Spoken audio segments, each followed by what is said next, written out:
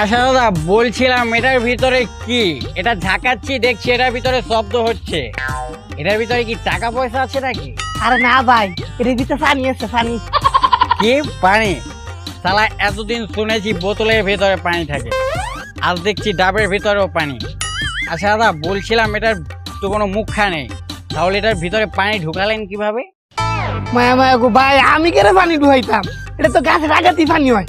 আরে দাদা, গাছের উপরে যদি পানি হয় সে পানি তো পড়ে যাবে। ভাই আপনার কথা শুনে আমার মাথা গরম হয়ে উঠতেছে। আমার কথা শুনে আপনার মাথা গরম হচ্ছে, আর আপনার কথা শুনে আমার মাথার তার সবগুলো ফিরে যাচ্ছে। নেন, এটা থেকে তাড়াতাড়ি করে পানি বের করেন।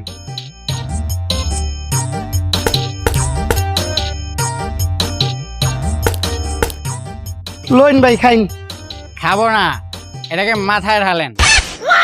নেন ঢালেন, আর ঢালেন না।